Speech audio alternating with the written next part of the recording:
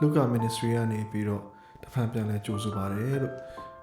အားလုံးပဲဘုရားသခင်ရဲ့ကျေးဇူးတော်ကြောင့်မလို့ကျမ်းမာပျော်ရွှင်ဆိုတာရှိနေမယ်လို့ယုံကြည်ပါတယ်ကြီးမားသောဆိုတဲ့ခေါင်းစဉ်အောက်မှာကျွန်တော်တို့အကြောင်းအရာတွေတစ်ခုပြီးတစ်ခုလေ့လာခဲ့ပြီးဖြစ်ပါတယ်ဒီတစ်ခေါက်လဲကြီးမားသောအလိုတော်ဝန်ခံခြင်းဆိုတဲ့ခေါင်းစဉ်နဲ့တမန်ကျမ်းစာကဖော်ပြတဲ့အရာတွေကိုတင်ပြတော့မှာဖြစ်ပါတယ်ဘုရားသခင်ရဲ့အလိုတော်ကိုခံယူခြင်းဆိုတာဘာလဲဆိုပြီးတော့မေးပါရစေကျွန်တော်တို့ကဘုရားသခင်ကိုယုံကြည်လို့ပြောတတ်ကြပါတယ်ဘုရားသခင်ရဲ့အလိုတော်တိုင်းဖြစ်ပါစေလို့လည်းဆုတောင်းတတ်ကြပါတယ်ဒါပေမဲ့ဘုရားသခင်ရဲ့အလိုတော်နဲ့ကိုယ်ဆန္ဒအလိုနဲ့မတူတဲ့အခါဘာတွေဖြစ်လဲကိုလိုချင်တဲ့အချိန်ဘုရားသခင်ရဲ့အချိန်နဲ့မကိုက်ညီတဲ့အခါဘာလုပ်ကြမလဲဘုရားသခင်တော့လိုက်ချင်းကကိုယ့်ရဲ့အစဉ်ပြေမှုယာတု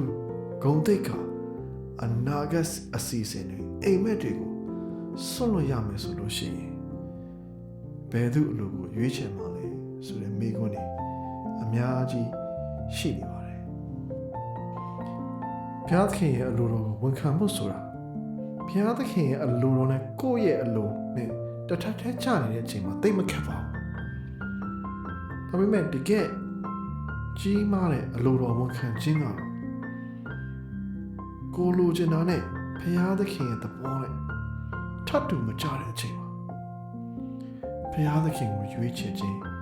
ဖြစ်ပါတယ်ဒီနေ့တမန်ကျမ်းစာကပြောတဲ့ဥပမာလေးနဲ့လေ့လာကြည့်ရအောင်ပထမဆုံးဥပမာကတော့မောရှေပဲဖြစ်ပါတယ်ထမြောက်ကျမ်းခန်းကြီး3မှာမောရှေဟာလောင်နေတဲ့ခြုံပုတ်ရဲ့နောက်ရှိတဲ့ဘုရားသခင်ကိုတွေ့ဆုံခဲ့ရပါတယ်ဘုရားသခင်ကမောရှေကိုအဲဂုတ္တုပြည်အမေအီဂျစ်ပြည်ကိုတွားပြီးတော့ဣသရေလလူမျိုးကိုဖာရောပြည်လက်ကနေထုတ်ဆောင်ဖို့အမိန့်ပေးခဲ့ပါတယ်ထမြောက်ကျမ်းခန်းကြီး3အငယ်10မှာဖြစ်ပါတယ်ထို့ကြောင့်ယခုတွားတော့သင်သည်ငါဤလူဣသရေလအမျိုးသားတို့ကိုအဲဂုတ္တုပြည်မှနှုတ်ဆောင်မည်အကြောင်းသင်ကိုဖာရောပြည်အင်ထံသို့ငါစေလွှတ်မည်ဟုဘုရားသခင်မိန့်မှာခဲ့ပါတယ်ဒါပေမဲ့မောရှေကချက်ချင်းဟုတ်ကဲ့ကျွန်တော်သွားပါမယ်လို့မပြောခဲ့ပါဘူးကျွန်တော်ကဘယ်သူမှလို့လဲလို့ပြန်ပြီးတော့မေးခွန်းထုတ်ခဲ့ပါတယ်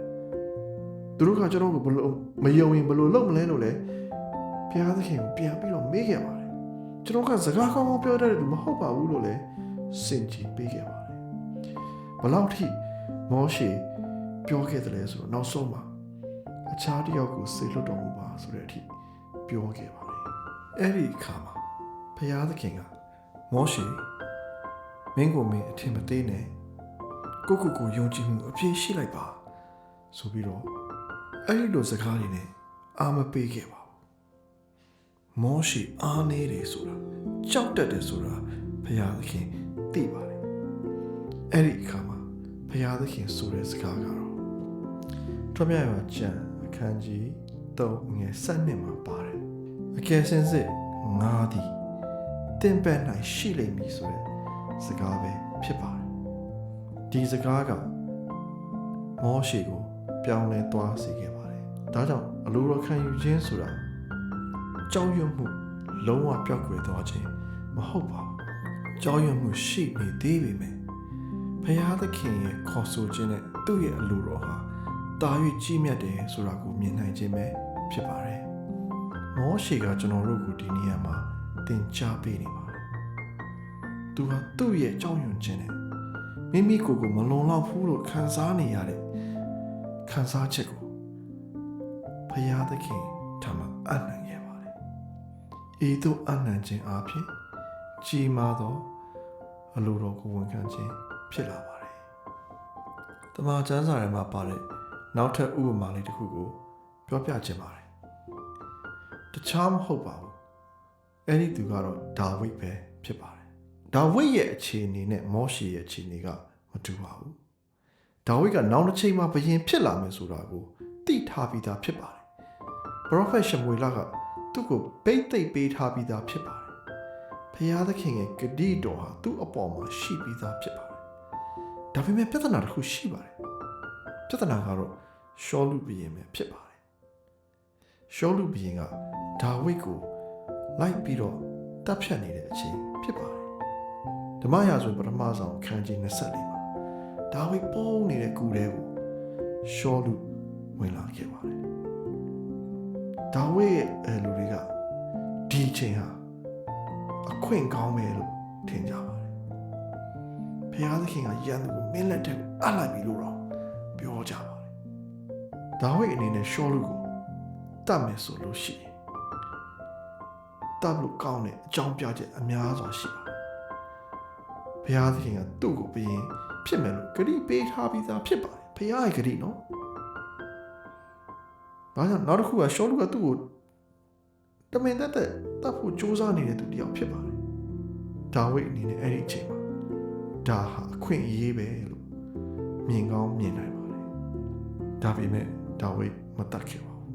အခန်းကြီး26ရောက်တဲ့အခါမှာလဲနောက်တစ်ချိန်အဲ့ဒီလိုမျိုးအခွင့်အရေးမျိုးကြုံလာခဲ့ပါတယ်အလားတူခြေနေမျိုးပဲဖြစ်ပါတယ်ရှောလုဘုရင်ဟာဒါဝိဒ်ရှိတဲ့နေရာကိုရောက်လာခဲ့ပါတယ်ဒါဝိဒ်နဲ့အတူရှိတဲ့သူ့ရဲ့ရဲဘော်ရဲဘက်အဘိရှဲကယောရှုကိုတတ်ဖို့ပြောခဲ့ပါတယ်ဒါပေမဲ့ဒါဝိဒ်ထပ်ပြီးတော့ညှင်းပယ်ခဲ့ပါတယ်ဘာကြောင့်လဲဒါဝိဒ်နားလေခဲ့တာကဘုရားသခင်ပေးတဲ့ဂရုတော်ကိုနီးကိုဟန်နဲ့အတင်းအကျပ်အကောင့်ထဲဖော်လို့မရဘူးဆိုတာပဲဖြစ်ပါတယ်ဒါဝိဒ်ကဘုရားသခင်ဂရုတော်ကိုယုံကြည်ယုံမျှမကဘူးဘုရားသခင်ပေးမယ်အချိန်ကိုလည်းသူစောင့်ခဲ့ပါအခွင့်ကောင်းကိုလက်လွတ်ဆုံးရှုံးခံရသည့်တိုင်အောင်ဘုရားသခင်ရဲ့အလိုတော်ကိုဝန်ခံခဲ့ပါတယ်အဲ့ဒီလိုအလိုတော်ဝန်ခံခြင်းဟာအခက်ခဲဆုံးသောအလိုတော်ဝန်ခံခြင်းရဲ့ပုံစံတစ်ခုဖြစ်ပါတယ်ဒါဝိဒ်ဟာသူ့ရဲ့အခွင့်ကောင်းကိုလက်လွတ်ပြီးတော့ဘုရားသခင်ရဲ့ပေးမယ့်အချိန်ကိုစောင့်ဆိုင်ခဲ့ပါတယ်ကြီးမားတဲ့အလိုတော်ဝန်ခံခြင်းပဲဖြစ်ပါတယ်တစ်ဆက်တည်းမှာပဲပေါ်ပြလိုတဲ့ဥပမာလေးတစ်ခုရှိပါတယ်အဲ့ဒီလူပုဂ္ဂိုလ်ကတော့ခြားသူမဟုတ်ပါဘူးယောနသန်ပဲဖြစ်ပါတယ်ယောနသန်ရဲ့အဖြစ်ပဲကတော့အလွန်လှပတဲ့အလိုတော်ဝန်ခံခြင်းလို့ပဲပြောရမှာဖြစ်ပါတယ်အားလုံးသိကြတဲ့အတိုင်းပဲယောနသန်ကရှောလုဘုရင်ရဲ့သားဖြစ်ပါတယ်လူအမြင်ရကြည့်မယ်ဆိုလို့ရှိရင်သူကအိမ်ရှိမင်းသားချီးနှမ်းကိုစက်ခံရမယ်မင်းသားဖြစ်ပါတယ်ဒါဝိဒ်ဟာသူ့အတွက်ပြိုင်ဘက်တစ်ယောက်ဖြစ်နေပါတယ်ဒါဝိဒ်အောင်မြင်လာလေလေယောနသန်ရဲ့အနာဂတ်ကိုချိန်ချောက်မှုပိုများလာလေလေပဲဖြစ်ပါတယ်ဒါပေမဲ့ယောနသန်ကဒါဝိဒ်အပေါ်မှာရှိတဲ့ဖျားသခင်ရဲ့အလိုတော်ကိုသူမြင်ခဲ့ပါတယ်ဓမ္မရာဇဝင်ပထမဆုံးခန်းကြီး23အငယ်18မှာတော့ယောနသန်ကဒါဝိဒ်ကိုဒီလိုပြောခဲ့ပါတယ်မစိုးရိမ်နဲ့တင်းသည်အကျွန်ုပ်အဖရှောလု၏လက်မှလွတ်၍ဣသရေလရှင်ဘုရင်ဖြစ်လိမ့်မည်အကျွန်ုပ်သည်လည်းတင့်အောင်မှအရာကြီးလိမ့်မည်ထို့သောဖြစ်မည်ကိုအကျွန်ုပ်အဖရှောလုသိသည်ဟုဆိုသဖြင့်ဆိုပြီးတော့သူပြောခဲ့ပါတယ်အဲ့ဒီစကားရဲ့လေးနက်မှုကိုစဉ်းစားကြည့်အောင်ယောနသန်ဟာသူ့ရဲ့ရပိုင်ခွင့်ဖြစ်တဲ့မင်းရရဘုရားသခင်ကတခြားလူတစ်ယောက်ကိုပေးလိုက်တာဘုရားသခင်အလိုတော်ကိုတိပြီးတော့ဝန်ခံခဲ့တာဖြစ်ပါတယ်ခါလီဘုရားသခင်ရဲ့အလိုတော်အော်ကိုဝန်ခံဖို့ခက်ခဲဆုံးအရာဟာမကောင်းတဲ့အရာတွေကိုစွန့်လွတ်လိုက်ရတာမဟုတ်ပါဘူးကောင်းတဲ့အရာကိုရတဲ့ရထိုက်တဲ့အရာကိုစွန့်လွတ်ပြီးတော့ဘုရားသခင်ကိုဝန်ခံခြင်းဖြစ်ပါတယ်ဒါငါရတဲ့ရာတူဒါငါရတဲ့အခွင့်အရေးဘာကြောင့်သူ့ကိုရွေးပြီးငါ့ကိုမရွေးတာလဲလို့ စောရကမတက်ခဲ့ပါဘူးယောနသန်ကကျွန်တော်တို့ကိုဒီနေ့စိန်ခေါ်နေပါတယ်ကျွန်တော်တို့ကယောနသန်လို့မိမိရတဲ့ရထိုက်တဲ့အခွင့်အရေးကိုစွန့်လွတ်သည့်တိုင်အောင်အလိုတော်ကိုဝန်ခံနိုင်ကြသူများဖြစ်မလားလို့မေးစရာရှိလာပါတယ်အမျိုးသမီးငယ်တူရဲ့ဥပမာလေးနဲ့ဆက်ပြီးတော့ဖော်ပြချင်ပါတယ်အဲ့ဒီအမျိုးသမီးငယ်ကတော့တခြားသူမဟုတ်ပါဘူးမာရီပဲဖြစ်ပါတယ်ရှင်လုကာခရစ်ဝင်ခန်းကြီး1မှာကောင်းကင်တမန်ဂါဘရီလာကမာရီစီကိုရောက်လာပြီးတော့သူမဟာသခင်ယေရှုကိုကိုယ်ဝင်ဆောင်ပြီးတော့မွေးဖွားရမှာဖြစ်တယ်လို့ကြေညာခဲ့ပါတယ်အပြူကညာလေးဖြစ်တဲ့မာရီစိတ်ဆက်ကြောင်းလန်းထားတာမကြသေးတဲ့မာရီဘယ်လိုများခံစားရမလဲလို့ထင်မိပါသလဲဒီအဖြစ်အပျက်ကမာရီအတွက်ဘယ်လောက်ကြီးမားတဲ့ပြောင်းလဲမှုဖြစ်စေမလဲဆိုတာကိုစဉ်းစားကြည့်လို့ရပါတယ်သူ့မှာသူ့အနာဂတ်အတွက်အစီအစဉ်တွေရှိပြီးသားဖြစ်ပါတယ်လူမှုအတိုင်းဝိုင်းထဲမှာသူကဂုဏ်နဲ့တိတ်ခါနဲ့ရှိတဲ့မျိုးသမီးငယ်တူဖြစ်ပါတယ်ဒါပေမဲ့ဖခင်သခင်ရဲ့ခေါ်ယူခြင်းကဖခင်သခင်ရဲ့အလိုတော်ကသူ့ရဲ့အစီအစဉ်အားလုံးကိုပြောင်းလဲစေခဲ့ပါတယ်ယောသပ်ဘယ်လိုတုံ့ပြန်မလဲဆိုတာသူမသိပါဘူးလူတွေကဘယ်လိုပြောကြမလဲဆိုတာသူမစဉ်းစားခဲ့ပါဘူးဘယ်လောက်ထိပေးဆက်ရမယ်ဆိုတာကိုလုံးဝမတွေးခဲ့ပါဘူးမာရီကဒီလိုဝန်ခံခဲ့ပါတယ်ရှင်လုကာခရစ်ဝင်အခန်းကြီး1အငယ်38မှာတော့မာရီကအကျွန်ုပ်သည်ဖခင်သခင်၏ကျွန်မဖြစ်ပါ၏ကိုရောဤစကားအတိုင်းအကျွန်ုပ်၌ဖြစ်ပါစေသောဟုဝန်ခံပြီးမှဆိုပြီးတော့မှတ်တမ်းတင်ထားတာတွေ့ရပါတယ်မာရီကကျမကိုအရင်ရှင်းပြပါအောင်နောက်ဘာဖြစ်မယ်ဆိုတာကိုပြောပြပါအောင်လို့မတောင်းဆိုခဲ့ပါဘူးသူသိတာကဖခင်သခင်ရဲ့အလိုတော်ခံယူဖို့ရှေ့လာမယ့်ဘဝလမ်းခီတစ်ခုလုံးကိုကြိုသိစရာမလိုဘူးဆိုတဲ့အချက်ပဲဖြစ်ပါတယ်ဒီခါလေးကျွန်တော်တို့ကဖခင်သခင်စီကနေမြေပုံကိုအရင်ကြည့်ချင်ပါတယ်ဘဝရဲ့မြေပုံဘယ်ကိုသွားမှာလဲဘယ်တော့ကြမှာဖြစ်မှာလဲဘယ်တော့မှအောင်မြင်မှာလဲလုံခြုံမှာရဲ့လားဆိုတဲ့မေးခွန်းတွေကိုမေးလို့ရှိပါတယ်ဖခင်သခင်ကတော့ငါ့ကိုယုံကြည်ပါဆိုပြီးတော့ပြောနေတာဖြစ်ပါတယ်မာရီယာသူ့ဘဝအနာဂတ်နဲ့ဂုဏ်သိက္ခာအားလုံးကိုဘုရားသခင်ရှိနာမှာအနံ့ပြီးတော့အလိုတော်ကိုဝန်ခံခဲ့ခြင်းဖြစ်ပါတယ်တခြားဥပမာတွေအများကြီးရှိပါသေးတယ်ဓမ္မဟောင်းမှာဆိုလို့ရှိရင်နော်ဝေတို့ကဲ့သို့အာဗြဟံတို့ကဲ့သို့အလိုတော်ကိုဝန်ခံခဲ့သူများရှိသလိုဓမ္မသစ်မှာဆိုလို့ရှိရင်လည်းဓမ္မတော်ကြီးရှင်ပေါလုရဲ့အဲ့သို့အလိုတော်ကိုဝန်ခံခဲ့တဲ့သူများရှိပါတယ်ဒါပေမဲ့အရေးကြီးဆုံးဥပမာလေးတစ်ခုနဲ့ဆက်ပြီးတော့ခွန်အားပေးခြင်းပါတယ်သခင်ယေရှုပဲဖြစ်ပါတယ်မောရှေကတော့သူ့ရဲ့ကြောက်ရွံ့ခြင်းအားနည်းခြင်းကိုအနှံ့ခဲ့တယ်ဒါဝိဒ်ကတော့သူ့ရဲ့အခွင့်အရေးကိုအနှံ့ခဲ့တယ်ယောနသန်ကတော့သူ့ရဲ့ရပိုင်ခွင့်ကိုအနှံ့ခဲ့တယ်မာရိကတော့သူ့ရဲ့အနာဂတ်ကိုအနှံ့ခဲ့တယ်ဒါပေမဲ့ကျွန်တော်တို့ရဲ့အသက်သခင်ယေရှုခရစ်ကတော့ဂေသရှမန်ဥယျာဉ်ထဲမှာသူ့ကိုယ်သူအနှံ့ခဲ့တာဖြစ်ပါတယ်ခင်ယေရှုကရှေ့မှာဘာတွေဖြစ်လာမလဲဆိုတော့သူကြိုသိနေပါတယ်သစ္စာဖောက်ခံရမယ်စွန့်ပစ်ခံရမယ်အဆက်ခွဲခံရမယ်ညှဉ်းပန်းနှိပ်စက်ခံရမယ်နောက်ဆုံးလက်ဝါးကတိုင်ပေါ်မှာအသေးသက်ရှင်ခံရမယ်ဆိုတာကိုသူသိနေပါတယ်သိလျက်တဲ့ပဲကိုရောကဤကဲ့သို့အဖဖျားသခင်ရဲ့အလိုတော်ကိုဝန်ခံခဲ့ပါတယ်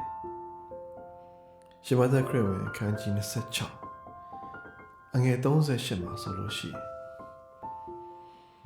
ဤခွက်သည်အကျွန်ုပ်ကိုလွန်သွားနိုင်တယ်လွန်သွားပါစေတော့သို့တော်လည်းအကျွန်ုပ်အလိုရှိသည့်အတိုင်းမဖြစ်ပါစေနဲ့ကိုယ်တော်အလိုရှိသည့်အတိုင်းဖြစ်ပါစေတော့ကိုယ်တော်ဝန်ခံခဲ့ပါတယ် ဒီနေရာမှာအရေးကြီးတဲ့အချက်ကလေးတစ်ခုကိုတင်ပြလိုပါတယ်။သခင်ယေရှုကသူ့ရဲ့ခံစားချက်တွေကိုဖုံးကွယ်မထားခဲ့ပါဘူး။အလိုတော်ခံယူခြင်းဆိုတာနာကျင်မှုမရှိသလိုဟန်ဆောင်ခြင်းမျိုးမဟုတ်ပါဘူး။ကြောက်ရွံ့မှုဝမ်းနည်းမှုကိုယ်ပိုင်ဆန္ဒတွေမရှိတော့ဘူးလို့လည်းပြောခြင်းမဟုတ်ပါဘူး။ကိုယ်ပါလိုချင်တဲ့ဆိုတာဘုရားသခင်ကိုပြောလို့ရပါတယ်။သို့သော်လည်းအဲ့ဒီဆန္ဒတွေရဲ့နောက်မှာကျွန်တော်ရဲ့အလိုတိုင်းမဟုတ်ပဲကိုရောအလိုတိုင်းဖြစ်ပါစေလို့ပြောနိုင်ခြင်းကကြီးမားတဲ့အလိုတော်ဝန်ခံခြင်းပဲဖြစ်ပါတယ်။အလိုဆိုတဲ့စကားလုံးလေး Greek ဘာသာအားဖြင့်တလက်မာလို့ခေါ်ပါတယ်။အလိုဆန္ဒရည်ရွယ်ချက်ဆိုတဲ့အဓိပ္ပာယ်ရပါတယ်။ဒီနေ့ကျွန်တော်တို့မေးရမယ့်မေးခွန်းလေးကကျွန်တော်တို့ရဲ့တလက်မာကျွန်တော်တို့ရဲ့အလိုဆန္ဒနဲ့ဘုရားသခင်ရဲ့အလိုဆန္ဒမတူတဲ့အခါမှာဘယ်သူကိုခွင့်ပေးမှလဲဆိုပြီးတော့မေးရမှာဖြစ်ပါတယ်ကျွန်တော်တို့အခြေအနေတွေကမောရှေလိုဖြစ်ကောင်းဖြစ်နိုင်ပါတယ်ဒါဝိတ်လိုလည်းဖြစ်နိုင်ပါတယ်ယောနသန်နေရာမှာလည်းရှိကောင်းရှိနိုင်တယ်လို့မာရိကဲတို့လည်းဖြစ်နိုင်ပါတယ်ဘယ်လိုအခြေအနေမျိုးမှာပဲဖြစ်ဖြစ်မေးရမယ့်မေးခွန်းကသင်ဘုရားသခင်ကိုယုံကြည်လားဆိုတာတည်းတာ၍နဲ့ဆိုင်တဲ့သင်ဘုရားသခင်ရဲ့အလိုတော်ကိုဝန်ခံနိုင်မှာလားဆိုတဲ့မေးခွန်းပဲဖြစ်ပါတယ်ဘုရားသခင်ရဲ့အလိုတော်ကိုဝန်ခံခြင်းဆိုတာရှုံးနေခြင်းမဟုတ်ပါဘူးဒါဟာကြီးမားတဲ့ယုံကြည်ခြင်းဖြစ်ပါတယ်အားနည်းခြင်းလည်းမဟုတ်ပါဘူးဘုရားသခင်ကိုအကျွမ်းမဲ့ကိုးစားခြင်းဖြစ်ပါတယ်အရောက်စီတိုင်းကြီးမားတဲ့အလိုတော်ကိုဝန်ခံသူများဖြစ်နိုင်ကြပါစေလို့ဆုတောင်းပါတယ်အရောက်စီတိုင်းကိုဘုရားသခင်ကောင်းချီးပေးပါစေ